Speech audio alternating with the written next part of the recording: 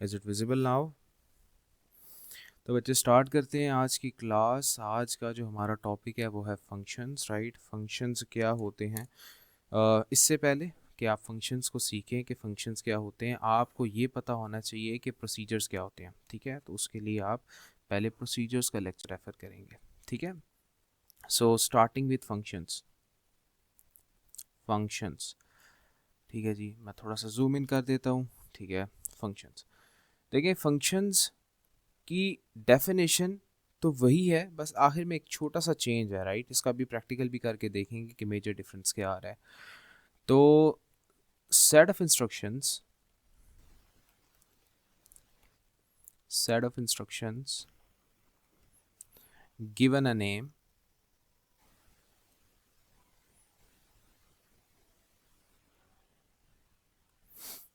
ठीक है, और ये परफॉर्म करते हैं सेट ऑफ स्पेसिफिक टास्क, और ये क्या करते हैं बच्चे? Return a value, right. मेरी बात समझ आइए आपको, ये वैल्यू रिटर्न करता है। Difference between function and procedure is के प्रोसीजर जो है वो वैल्यू रिटर्न नहीं करता और फंक्शन वैल्यू रिटर्न करता है। अब यहाँ पे ही बहुत सारे बच्चे कंफ्यूज होते हैं कि इसका मतलब क्या है, के मतलब वो वैल्यू रिटर्न करता है और ये वैल्यू रिटर्न नहीं करता।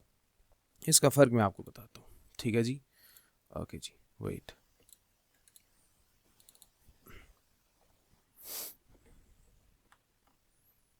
देखें, सपोज करते हैं कि मैं अगर आपको ये कहूँ, अब गौर से देखिएगा, अगेन मैं सेम एग्जांपल लूँगा, x equals to 3, y equals to 7, ठीक है, and z equals to x plus y, ठीक है।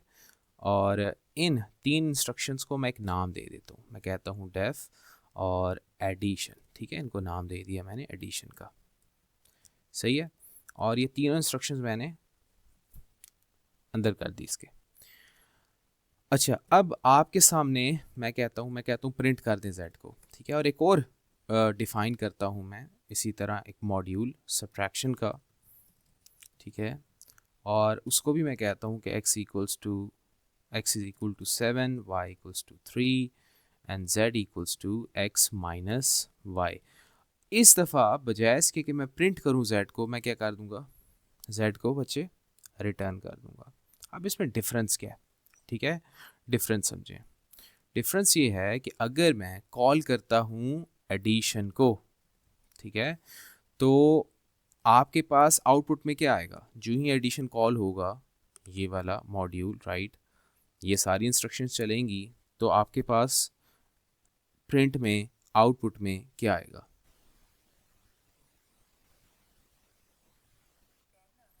10 आना चाहिए, बिल्कुल सही है। देखते हैं 10 आ रहा है, ठीक है।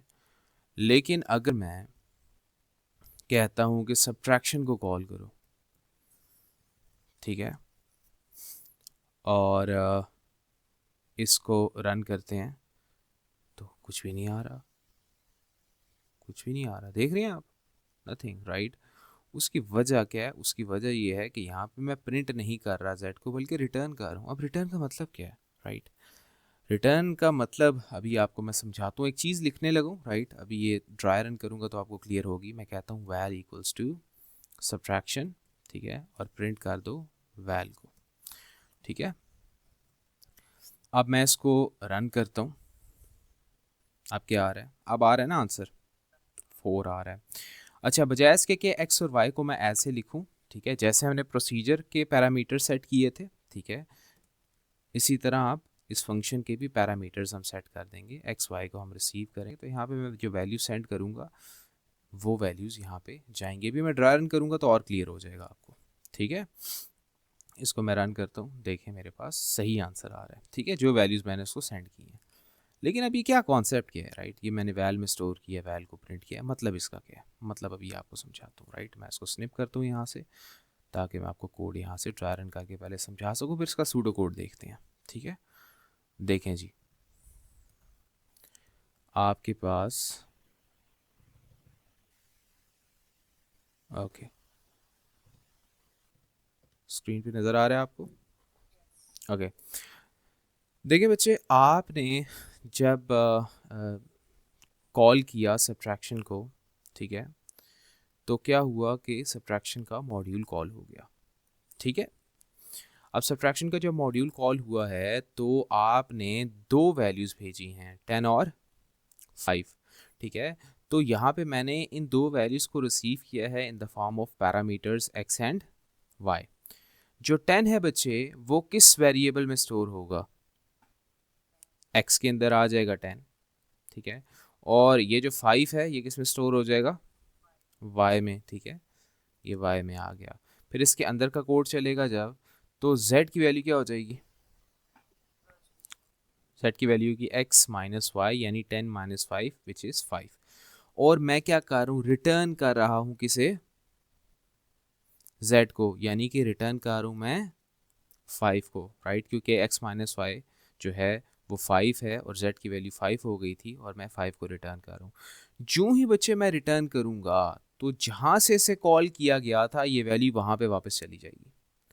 मुझे बताएं, ये जो सब्ट्रैक्शन का मॉड्यूल था ये कहाँ पे कॉल किया था मैंने? यहाँ पे ना, इस लाइन में कॉल किया था ना मैंने, राइट। मतलब मैंने सब्ट्रैक्शन का मॉड्यूल यहाँ पे कॉल किया था ना, इस जगह पे, ठीक है। तो क्या होगा, जो ही ये रिटर्न की लाइन चलेगी तो ये वापस से आ जाएगा अपनी जगह पे, ठीक है। तो अब ये सब्ट्रैक्शन 10 5 नहीं लिखा हुआ, बल्कि क्या लिखा हुआ है बच्चे? ये 5 लिखा हुआ है। अब ये 5 किस में स्टोर हो जाएगा? और आप स्टोर कर देंगे इसको प्रिंट कर देंगे, इसको इसके ऊपर आप इफ एल्स लगाएं, जो मर्जी करें। मेरी बात समझ आई आपको? ठीक है। तो यानी कि हमने ये देखा कि फंक्शन को जब भी कॉल किया जाता है तो उसको एक वेरिएबल में स्टोर करना बहुत ज़रूरी है, ठीक है। आपको याद होगा हमने बिल्ट इन फंक्शंस पढ़े थे, length, to lower, to upper, mid, left, right. हम उसको एक वेरिएबल में स्टोर नहीं करते थे क्योंकि वो फंक्शंस है ना बच्चे। समझ आई मेरी बात आपको? तो फंक्शंस को जब भी कॉल किया जाता है तो वेरिएबल में स्टोर करना लाजमी है, क्योंकि फंक्शन रिटर्न समथिंग, राइट। वो कुछ रिटर्न कर रहा होता है बेचारा, ठीक है। सही है ना बेचारे, ये अब क्या करें, ठीक है। अब आते हैं एक सवाल पे, ठीक है। सूडो कोड में इसको कैसे लिखेंगे? तो देखें जी, वो क्या कह रहे हैं, सबसे पहले पढ़ें ज़रा।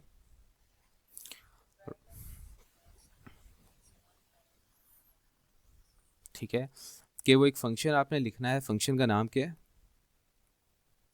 स्क्वायर है, ठीक है।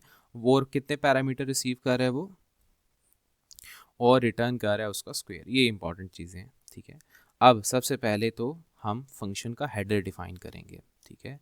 मैं लिखूंगा फंक्शन, ठीक है, और फंक्शन का नाम क्या है? स्क्वायर, ठीक है। अब फंक्शन कितने पैरामीटर रिसीव कर रहा है बच्चे? 1। तो यहाँ पे मैं क्या कर दूंगा, मैं कह दूंगा कि वैल कह देता हूँ इसको, ठीक है। और डाटा टाइप उसकी क्या है? इंटीजर। और ये रिटर्न क्या कर रहा है? और उस स्क्वायर की डाटा टाइप भी इंटीजर ही होगी ना फिर, ठीक है। तो यहाँ पे जब भी आप फंक्शन का हेडर डिफाइन करते हैं, हेडर का मतलब ये जो फर्स्ट लाइन नहीं लिखते आप, ये जो पूरी, इसको हेडर कहते हैं, ठीक है। तो जब आप इसका हेडर डिफाइन करेंगे तो यहाँ पे आपको डाटा टाइप डिफाइन करनी पड़ती है, यानी रिटर्न्स इंटीजर, बताना पड़ता है कि ये क्या रिटर्न करेगा, ठीक है। इंटीजर रिटर्न करेगा। अच्छा, अब आते हैं इसके अंदर, ठीक है। मैं कह देता हूँ आंसर इक्वल्स टू वैल्यू का स्क्वायर, ठीक है। और मैं यहाँ पे इस आंसर को क्या कर दूंगा बच्चे? रिटर्न करूँगा, ठीक है। और ये वेरिएबल भी डिक्लेयर करूँगा आंसर का, ans, जिसकी डाटा टाइप क्या है? इंटीजर है, ठीक है। And function.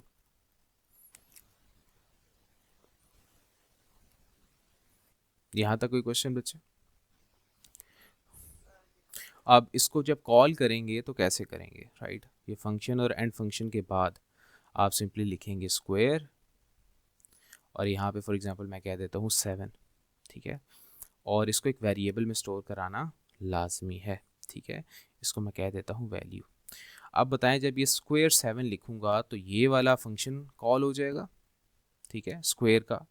और आपके पास वैल के अंदर क्या आ जाएगा, जो वैल्यू मैंने यहाँ से भेजी है विच इज़ 7, राइट। तो यहाँ पे क्या आ जाएगा 7, इसके अंदर का कोड चलेगा, ठीक है। पहले एक वेरिएबल डिक्लेयर हो जाएगा, फिर 7 का स्क्वायर हो जाएगा, वो एक वेरिएबल आंसर में स्टोर हो जाएगा, और आंसर जो ही रिटर्न होगा तो क्या होगा, वापस से उसी लाइन पे आ जाएगा जहाँ से ये कॉल किया गया था। तो यहाँ पे वैल्यू के अंदर स्टोर हो जाएगा 49, ठीक है। And then you can output value, you can do if else, you can even send this value to any other function or procedure, right। आपकी मर्जी, जो मर्जी करें इसके साथ, फाइल में राइट डाल दें इसको, ठीक है, आपकी मर्जी है। सो इस तरह से लिखा जाता है। क्लियर, इसको लिख लें आप। अब ये क्वेश्चन आप कैसे करेंगे, सबसे पहले आप क्या करेंगे, आप लिखेंगे फंक्शन, ठीक है, और फिर उसके बाद फंक्शन का नाम क्या है, गेट लास्ट कैरेक्टर, और ये एक स्ट्रिंग रिसीव कर रहा है, ठीक है। तो मैं कह देता हूँ टेक्स्ट, ठीक है, वेरिएबल का नाम मैं लिख देता हूँ टेक्स्ट, ठीक है, और उसकी डाटा टाइप है स्ट्रिंग, ठीक है, जो ये रिसीव कर रहा है। और ये रिटर्न क्या कर रहा है, ये एक कैरेक्टर को रिटर्न कर रहा है, last character of the given string, right, जो गिवन स्ट्रिंग है, जो कि ये है। तो यहाँ पे मैं क्या लिख दूँगा, रिटर्न्स 4, ठीक है, डाटा टाइप आ जाएगी। फिर उसके बाद क्या होगा, सबसे पहले आप क्या करोगे, डिक्लेयर करोगे, मैं कह देता हूँ LC यानी लास्ट कैरेक्टर, और उसकी डाटा टाइप 4 रख देता हूँ। अब ये जो टेक्स्ट मुझे रिसीव हुआ है बच्चे, अगर मैं इस टेक्स्ट के ऊपर, ठीक है, राइट साइड का फंक्शन लगा दूँ, यानी राइट का फंक्शन जो हमने पढ़ा था, और राइट साइड से एक कैरेक्टर उठाऊँ, तो यानी सपोज करें आपके पास लिखा हुआ है जॉन, ठीक है, तो जॉन के राइट से अगर मैं एक कैरेक्टर उठाता हूँ तो यानी कि N, ठीक है, वो स्टोर हो जाएगा LC में, और मैं रिटर्न कर दूंगा रिटर्न LC, ठीक है। और फिर क्या कर दूंगा मैं, एट द एंड फंक्शन को एंड कर दूंगा, ठीक है। इस फंक्शन को मैं 2 दफ़ा कॉल कर दूंगा, गौर से देखिएगा, ठीक है। मैं कहता हूँ गेट लास्ट 4 पीटर, और फिर दोबारा कॉल करता हूँ मैं इसको गेट लास्ट 4 आइजन, ठीक है, और इसको वेरिएबल्स में स्टोर करा देता हूँ, उसको मैं कह देता हूँ val1, इसको कह देता हूँ val2, राइट, यानी वैल्यू 1 वैल्यू 2।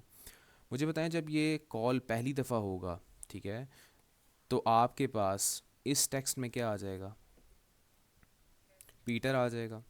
और जब इसके अंदर का कोड चलेगा तो राइट पीटर 1, यानी कि R स्टोर हो जाएगा LC में, और LC रिटर्न हो जाएगा, जो ही रिटर्न होगा तो यहाँ पे वापस आएगा LC, राइट, इस पूरे की जगह, ठीक है। और वो LC which is R, right, value 1 के अंदर स्टोर हो जाएगा, ठीक है। अच्छा, फिर उसके बाद दोबारा जब आप कॉल करेंगे गेट लास्ट 4, आपने लिखा आइजन, राइट, तो दोबारा से इसने कॉल किया, ठीक है। तो जो आपके पास टेक्स्ट है उसमें क्या आ गया, आइजन, राइट, और अब आइजन के राइट साइड का एक कैरेक्टर उठाएं आप N, which is stored inside LC now, ठीक है, और ये LC रिटर्न हो जाएगा, तो आपके पास वैल्यू 2 में क्या आ जाएगा, N, ठीक है। क्लियर है। अच्छा जी, नेक्स्ट क्वेश्चन देखें, नेक्स्ट क्वेश्चन क्या कह रहे हैं।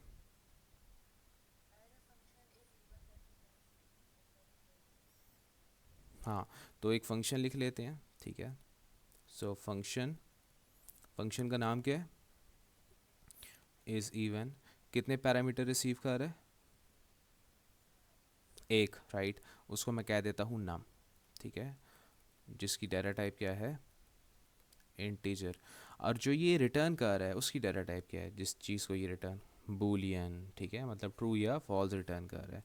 तो मैं कह देता हूँ ये क्या रिटर्न कर रहा है बच्चे, बूलियन, राइट, सॉरी, इसको आप लिखेंगे रिटर्न्स बूलियन, रिटर्न्स बूलियन, ठीक है जी। अच्छा, अब इसके अंदर कोड लिखेंगे हम, द कोड विल बी कि इफ़, राइट कैपिटल में इफ़ अगर तो जो नम है उसका मॉड लिया जाए किसके साथ, 2 से, और वो आ जाए ज़ीरो, ठीक है, देन देन क्या रिटर्न करवाना है, देन रिटर्न करा दें जी ट्रू। एल्स क्या रिटर्न करवा दें, फॉल्स, ठीक है। एंड इफ और एंड फंक्शन, सही है बच्चे।